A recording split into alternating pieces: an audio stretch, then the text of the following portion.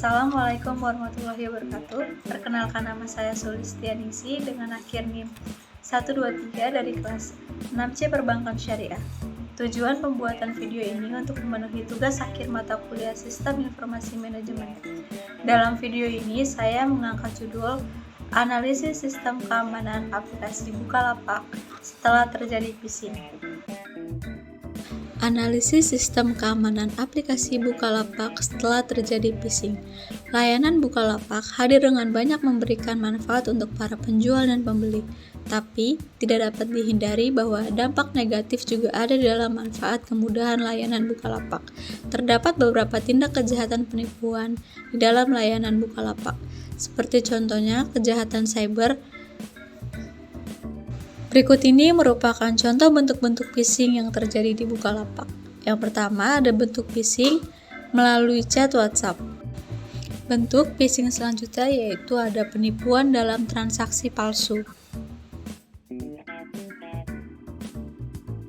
Lalu, apa yang dilakukan Bukalapak setelah mengalami phishing untuk menjaga sistem keamanannya?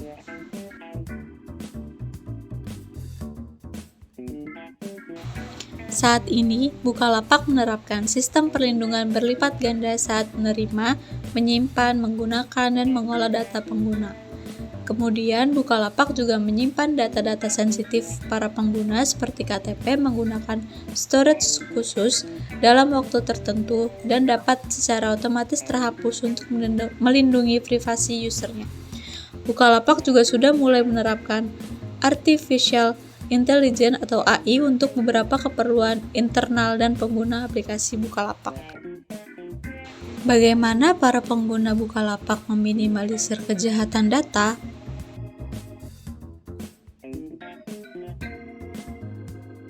Para pengguna Bukalapak dihimbau untuk mengaktifkan two-factor authentication atau TVA atau fitur yang dipakai untuk mencegah penyalahgunaan data penting dari device yang tidak dikenal.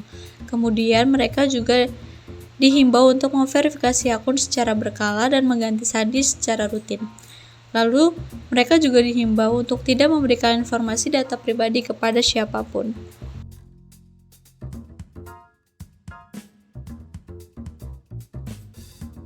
Kemudian, bagaimana bentuk tanggung jawab Bukalapak terhadap perlindungan hak konsumen?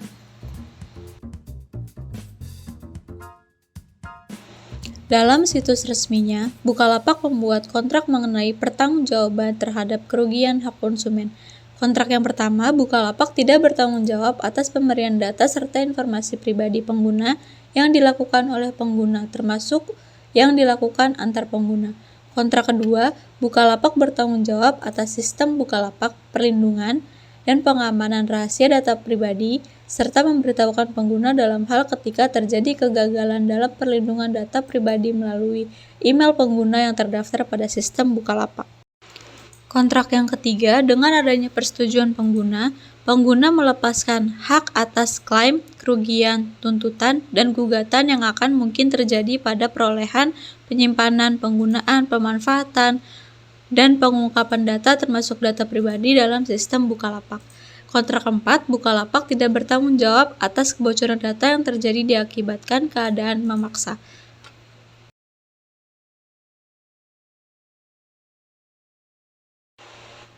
Adakah undang-undang yang mengatur perlindungan hak konsumen? Tercantum pada Pasal 26 Undang-Undang Nomor 8 Tahun 1999 tentang Perlindungan Konsumen berisi tentang aturan mengenai pertanggungjawaban pelaku usaha terhadap hak konsumen. Isi dari pasal tersebut adalah pelaku usaha wajib melindungi hak konsumen sesuai dengan ketentuan peraturan perundang-undangan di bidang perlindungan konsumen.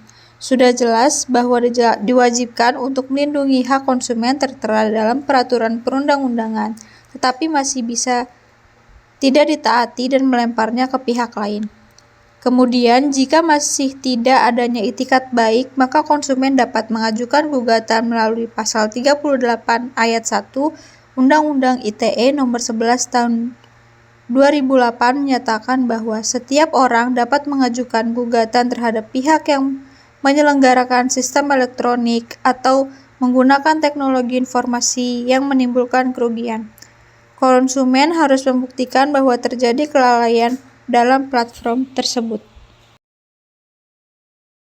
Kesimpulan dan saran dari analisis sistem keamanan aplikasi Bukalapak setelah terjadi phishing, yaitu aplikasi Bukalapak telah memperbaiki sistem keamanan informasinya agar situs website mereka tidak dapat dengan mudah ditiru kembali. Aplikasi Bukalapak juga telah memberikan pengetahuan kepada para konsumennya agar berhati-hati untuk menjaga keamanan akun mereka. Selama ini, tanggung jawab platform Bukalapak masih kurang kepada konsumen, karena Bukalapak hanya mengarah kepada kesalahan konsumen tanpa melihat prinsip kelalaian dan platform mereka dalam menjaga data konsumen. Hal itu sangat merugikan para konsumennya jika memang kesalahan yang terjadi bukan kelalaian dari para konsumen. Hal ini harus dievaluasi kembali oleh perusahaan platform Bukalapak agar konsumen semakin percaya dalam menggunakan aplikasi Bukalapak. Sekian materi yang dapat saya sampaikan dalam video ini. Semoga ilmu ini menjadi bermanfaat untuk kalian yang telah mendengarkan. Kurang lebihnya mohon maaf. Wassalamualaikum warahmatullahi wabarakatuh.